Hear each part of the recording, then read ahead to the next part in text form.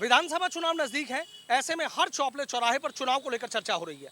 हमने सोचा क्यों ना चाय पर चर्चा कर ली जाए और लोगों का मन टटोल लिया जाए। इस वक्त हम हैं, ये मेरठ का कैंट विधानसभा शाह है और यहाँ से बीजेपी के सतप्रकाश अग्रवाल विधायक हैं।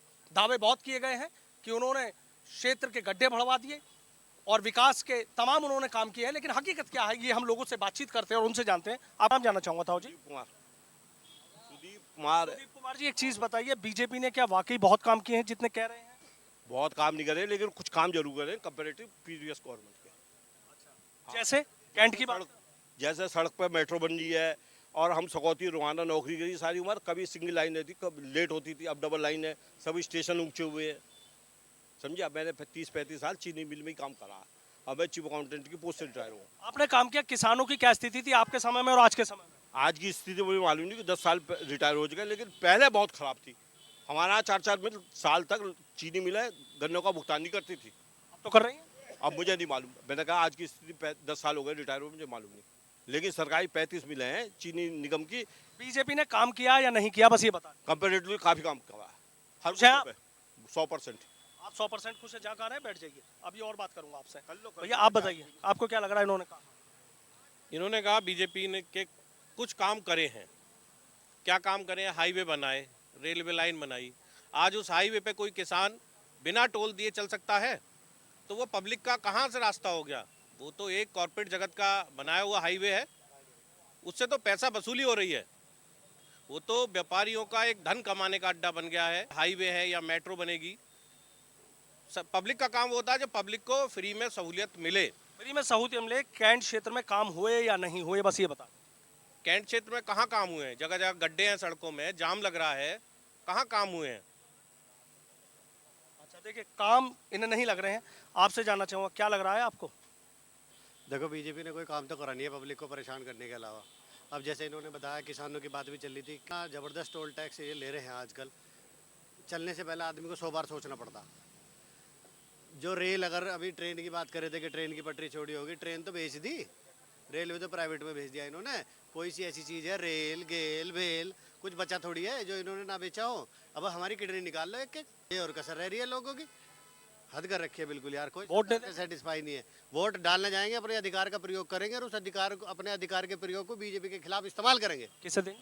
जिसे भी देंगे, पर हम बताएंगे नहीं ऐसे। अच्छा, मन में रखेंगे। देखिए, मन की बात मन में है उनके। आपसे जानना चाहूंगा, वैसे क्या लग रहा है, विकास हुआ या नहीं हुआ? आपने दो लोगों की बात सुनी, वो कह रहे हैं बीजेपी ने काम किया, ये दोनों कह रहे हैं कि बीजेपी ने। बात है, विकास तो इतना हो गया जिसका कोई हिसाब ही नहीं है, लेकिन हुआ सोशल मीडिया में, मोबाइलों में, भाषणबाजी में ये विकास हुआ। मैं अभी थोड़ी देर पहले भी पूछा था कि क्या कोई सड़क उत्तर प्रदेश के निर्माण विभाग ने, PWD ने बनाई है या किसी का गड्ढा भरा है आज तक? हमें ये पता चल जाए।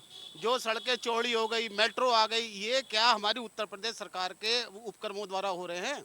ये सारा वर्ल्ड बैंक से आ रहा है, इसका हमारी जेब भी कटनी है और कुछ नहीं होना। केवल विकास के नाम पे सोशल मीडिया पे हावी हैं, रोजाना नई नई पिक्चरें बनकर आती हैं, कभी हिंदू कभी मुसलमान। तो माहौल क्या लग रहा है? आदमी अपने घर परिवार को नहीं देख रहा। यहाँ इतने सारे जने हैं, कोई आदमी अपने परिवार की स्थिति आज की तारीख में इस महंगाई के दौर में देख ले तो उसे अपना पता चल जाएगा हम कैसी स्थिति में रह रहे हैं। क्या लग रहा है फिर 2022 किस विषय की बात कर रहे हैं? बीजेपी की और समाजवादी पार्टी की या कांग्रेस? हमें तो पहले से ही पता था कि बीजेपी किसी हिसाब से नहीं। और रही बात सत्यप्रकाश अग्रवाल की, वेंटिलेटर पे जीते हैं 1500 वोटों से, मात्र पिछली बार बसपा के कैंडिडेट से। ये कहाँ से आ जाएंगे? इन्होंने करा तो कुछ है नहीं, केवल अब राष्ट्र मूवमेंट आ चुका, अब हिंदू मुस्लिम होने वाली है। तो मुस्लिम होने वाले, आपको क्या लग रहा है बीजेपी ने काम नहीं करा? भाई साहब, मेरे हिसाब से बहुत काम किया है बीजेपी ने। आप युवा हो, आप पे भी जिम्मेदारी है, क्या काम किया? ये तो कह रहे हैं कुछ नहीं करा। मैं वही बता रहा हूँ, ये भाई साहब कह रहे हैं कि टोल लगा दिए, 50 तरह की खर्चे बढ़ा दिए। कोई भी व्यवस्था बिना पैसे की मिलती है कभी भी? आप बताओ मुझे। तो सरकार ने क्या दिया? तो भाई साहब ने अपने विचार रखे, मुझे रखने दो। आपको जिस क्वालिटी का कपड़ा पहनोगे आप, पैसे तो उसी क्वालिटी के दोगे ना आप। अभी भाई साहब कह रहे हैं, मैंने आपको थोड़ी देर पहले बताया, बुलंदशहर चल जाते हैं अब से 10 साल पहले, 8 साल पहले स्थिति आपको पता चल जाती है। आपको मवाना चले जाओ, कहीं भी चले जाओ आप, अभी दिल्ली का रोड है, दिल्ली वाला रोड है ये, इसकी व्यवस्था पहले क्या थी, अब देख लो क्या व्यवस्था है इसकी। आप ये मेरठ एक्सप्रेस वे बनाए, ये 3 घंटे पहुंचने में लगते हैं दिल्ली में, अब आधे घंटे में दिल्ली पहुंच जाता है आदमी। ये व्यवस्था ही नहीं है। अगर आप खर्च करना पड़ा तो व्यवस्था भी तो मिल रही है आदमी को, व्यवस्था फ्री में चाहिए। सबसे बड़ी क्या लग रहा है 2022 में बीजेपी आएगी या कोई और? अब अगले 2030 तक भी बीजेपी रहनी है, कोई रोक ही नहीं सकता। 2030 तक बीजेपी रहनी है भैया, सुन लीजिए क्या कह रहे हैं। ये झूठ बोल रहे हैं। बीजेपी वालों का सारा काम झूठ बोलने का है, और ये झूठ के बेस पे सरकार में आए थे, क्योंकि इनके जो बड़े नेता हैं वो भी झूठ बोलते हैं। मोदी जी ने जितने अभी तक भाषण दिए हों वो सारे के सारे झूठे हैं, उनके खिलाफ है। 2014 से पहले अगर वो अपने भाषण ही चेक कर लेंगे, ये बीजेपी वाले सुनेंगे तो ये वे भी शर्मा जाएंगे। और नौजवानों की चीज सुन लो, जितने भी विश्वविद्यालय हैं, कॉलेज हैं, सब में फीस जो है 20 से 30% बढ़ी है, हर विश्वविद्यालय के अंदर जो है। और उसके बाद में किसान की स्थिति देख लो आप, जो है किसान जो है आत्महत्या करने को मजबूर है, इतना परेशान है। इस टाइम पे 1 साल से आंदोलन चल रहा है, लेकिन कोई उनकी सुध लेने वाला नहीं है। स्थिति बहुत खराब है, पूरे प्रदेश में डर का माहौल है, कोई भी व्यक्ति अपनी बात कहने के लिए तैयार नहीं है।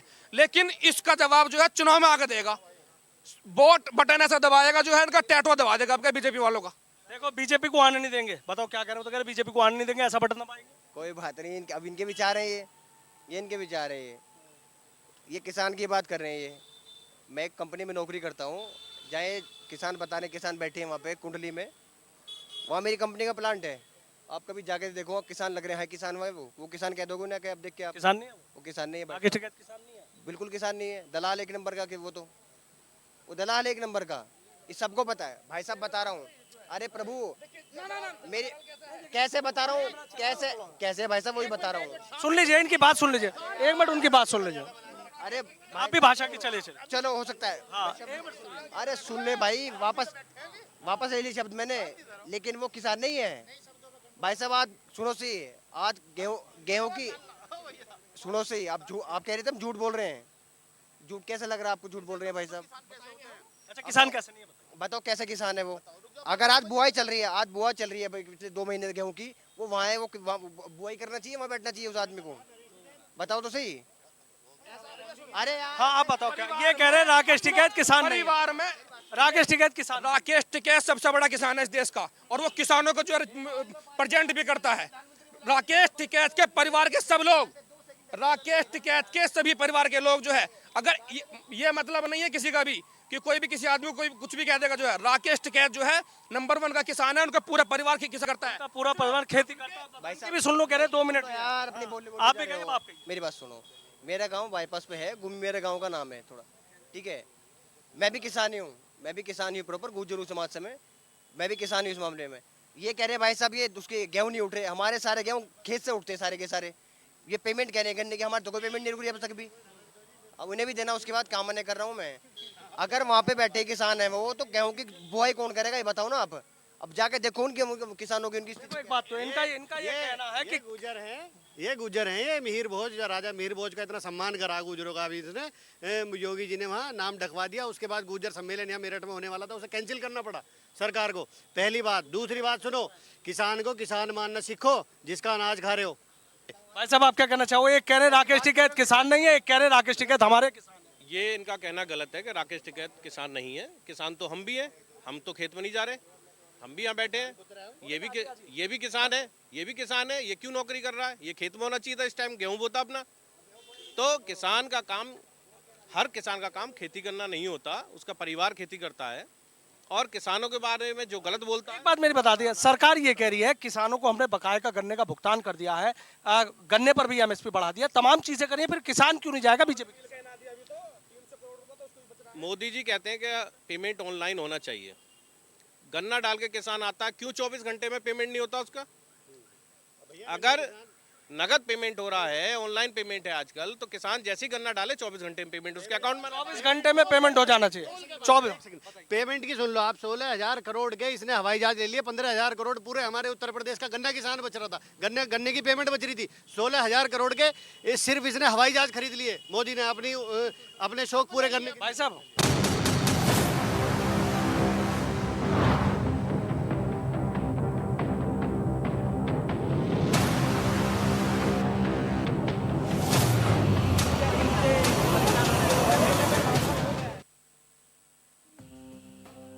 सोच ईमानदार, काम दमदार।